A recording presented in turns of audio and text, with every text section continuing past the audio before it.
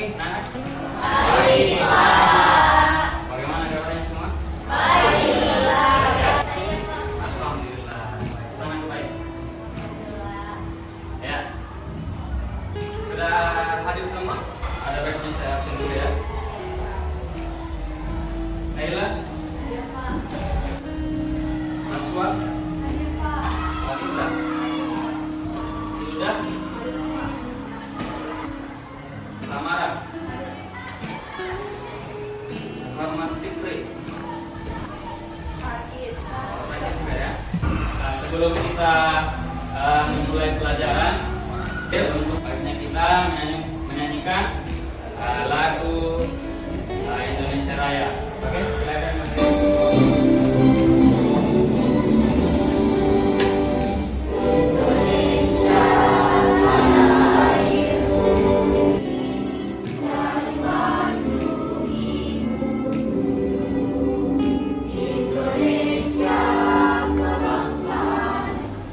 Oke, silakan duduk.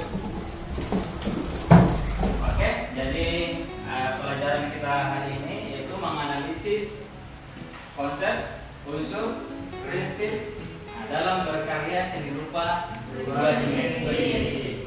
Kita sudah kelas 11 ya. Nah, kita belajar menganalisis. Tapi ini sebenarnya sudah kita pelajari, tapi di kelas 10. Nah, ada yang masih ingat kita belajar apa di kelas 10? Ayo, oke, Nila. Saat kelas 10 kita belajar identifikasi konsep dan teknik seni rupa dua dimensi. Oke, terima kasih. Boleh aplaus. Di kelas 10, nah bedanya kalau di kelas 10 kita mengidentifikasi. Ya, mengidentifikasi. Kalau di kelas 11 kita sudah menganalisis konsep, prinsip, bahan dan teknik berkarya seni rupa dua dimensi. Yang sebelum melangkah lebih jauh materi kita hari ini, baiknya kita harus tahu tujuan belajar kita. Nah, jadi kalau kita mau belajar mesti ada tujuan. Tujuan pembelajaran kita mesti tahu dulu apa tujuannya. Tujuan pembelajaran yang pertama menganalisis. Tujuan pembelajaran yang pertama mungkin siapa? Nimrod, menarik Nimrod. Ya, silakan dibaca tujuan pembelajaran yang pertama. Peserta didik dapat menganalisis konsep, unsur, prinsip, teknik, dan bahan dalam karya seni rupa dua dimensi. Oke, terima kasih Nimrod. Oke, sudah tahu tujuan belajarnya? Nah, yang pertama apa? Menganalisis. Apalagi? Menyimpulkan. Menyimpulkan. Jadi nanti ada menyimpulkan. Ah, ini. Jadi menganalisis konsep. Di gambar ini ada konsepnya yang kita mau analisis. Kita ada 3 pembahasan hari ini kita pelajari. Pertanyaannya, nah kalau pertama kan kita menganalisis. Pertanyaan apa itu analisis?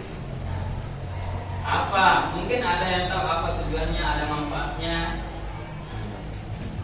Siapa yang tahu? Elan, silakan.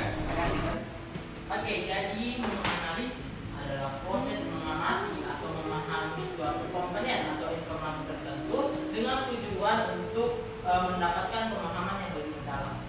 Oke, terima kasih. Berikan aplaus untuk kita. Sangat lengkap ya. Terima kasih Elda ya sudah memberi atau memaparkan tentang apa itu menganalisis. Oke ya, sudah tahu apa itu menganalisis ya? Sudah paham ya? Nah, selanjutnya apa itu konsep karya? Apa itu konsep? Ada yang tahu? Oke, silakan. Saya Meselia individu. Jadi konsep itu adalah sesuatu ide atau gagasan seseorang dalam bekerja sebagai penulis. Oke, terima kasih. Beri aplaus untuk pembicara. Jadi konsep adalah ide atau gagasan, ya, ide atau gagasan seseorang seseorang sebelum berkarya. Jadi kita mencari ide dulu sebelum kita berkarya. Di dalam seni, ide itu yang paling mahal, ya, ide yang paling mahal. Oke, selanjutnya setelah menganalisis, sudah tahu konsep, selanjutnya unsur seni rupa. Nah, di kelas 10 ini kan sudah kita pelajari, ya? Ya, di kelas 10. Ada yang masih ingat berapa itu unsur seni rupa? Ya? Ada 8 ya? Ya, tapi sebelum kita lebih jauh, nah, coba siapa yang bisa bacakan di atas? Apa itu unsur seni rupa? Hilda, nah silakan Hilda. Pengertian unsur seni rupa adalah semua bagian yang mendukung terwujudnya suatu karya seni rupa yang terdiri atas unsur fisik dan non fisik. Oke. Nah, yang pertama, titik.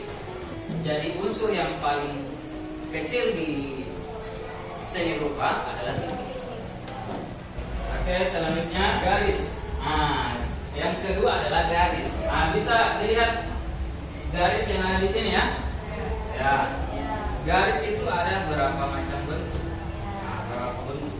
Jadi ada garis mungkin tegak lurus, ada yang horizontal, vertikal, ada yang zigzag. Contoh karyanya seperti yang ada di samping ini, sangat unik ya. Jadi karyanya sangat unik karena dia mengandalkan objek garis, atau dia mengedepankan atau menonjolkan unsur garis. Ada bidang. Jadi garis itu membentuk bidang. Nah, selanjutnya ada bentuk. Bentuk adalah beberapa gabungan dari unsur bidang, akar dan tingkatan bentuk. Bentuk juga bisa disebut sebuah unsur yang kompleks karena mempunyai tiga dimensi yaitu panjang, lebar, dan tinggi yang digabung menjadi satu hingga membentuk sebuah volume atau isi. Nah, selanjutnya Warna. Jadi warna ini di unsur itu yang paling menarik perhatian. Jadi kalau warna dasar itu ada 3 ya, ada merah, kuning, biru. Terus ada namanya juga warna kedua, warna sekunder.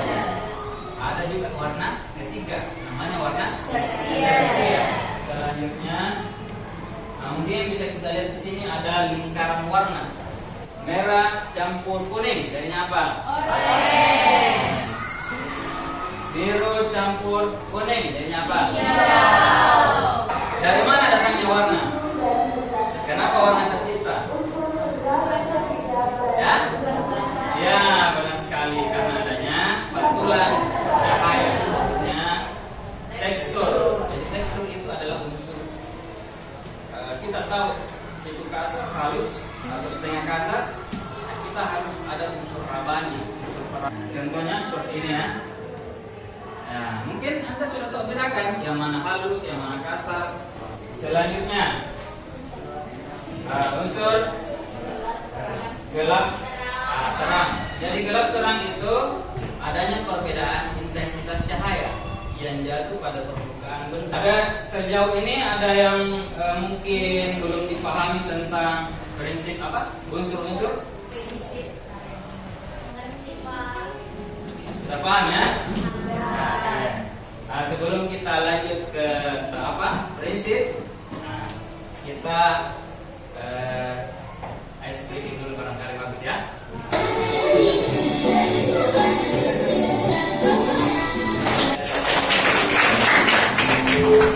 Jadi selanjutnya kita lanjut ke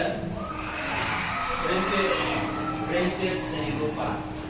Ada yang masih ingat? Ada berapa prinsip-prinsip seni rupa? Ada 8 ya. Nah, kesimpulannya ya.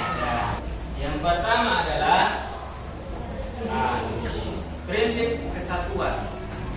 Nah, jadi gambar itu mengutamakan juga ada namanya kesatuan, prinsip kesatuan. Selanjutnya prinsip seni rupa bagian yang ketiga, ada warna yang dilakukan berulang-ulang. Nah, itu namanya ritme.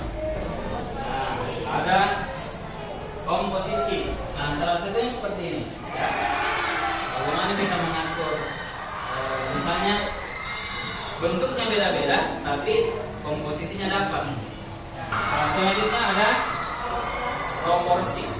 Ada gambar ini. Nah, ini yang mana menandakan tidak proporsi dengan proporsi. Coba, masuk barangkali. Apa itu? Too small artinya terlalu kecil, ada too high terlalu tinggi, ada dan di sampingnya ada proportional and pretty artinya dia berproporsi dan cantik dilihat. Oke. Selanjutnya ada pusat perhatian. Nah, pusat perhatian. Kalau sini ada yang menjadi pusat perhatian? Oke. Nah, selanjutnya ada keselarasan, harmoni. Nah, ini contoh. Ada Eiffel. Menara Eiffel. Ini mana nih Eiffel ini? Dan ini contoh bahwa menandakan pengaturan warnanya atau objeknya itu sangat selaras, sangat selaras, satu padu. Artinya tidak ada yang terlalu menonjol dari salah satu objek tersebut. Nah, selanjutnya gradasi. Nah, contoh ya, contohnya ini. Ada perpaduan dari merah, ungu, kuning, dan orange. Barangkali ada keras. Selanjutnya, nah, tugasnya saya akan bagi tugas sebentar mengatur kelompoknya masing-masing. Mungkin ada beberapa kelompok, satu kelompok itu mungkin ada 4 atau 5 ya. Ya, silakan atur kelompoknya.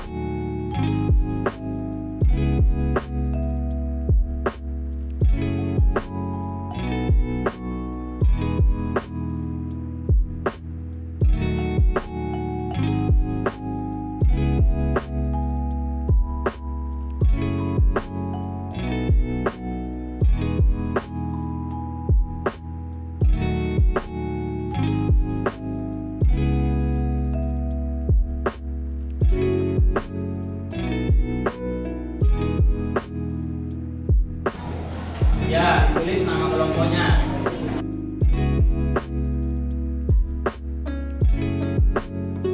Waktunya mungkin 10 menit ya. Ya, 10 menit sudah bisa ya. Apa yang dianalisis? Nah, sama seperti gambar yang ada ya. Kalau ada yang mau ditanyakan, yang belum paham, silakan ditanyakan.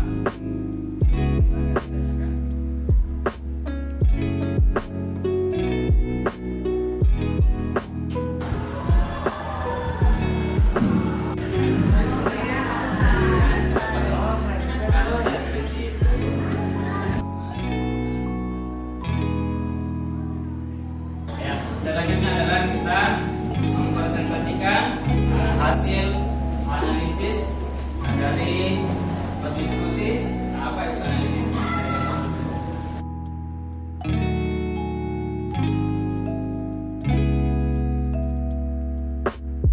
Oke, selanjutnya yang presentasi dari kelompok siapa? Ya, silakan. Baik, assalamualaikum warahmatullahi wabarakatuh. Waalaikumsalam warahmatullahi wabarakatuh. Perkenalkan, nama saya Nela Putri Ilham. Saya akan mempresentasikan hasil diskusi kami mengenai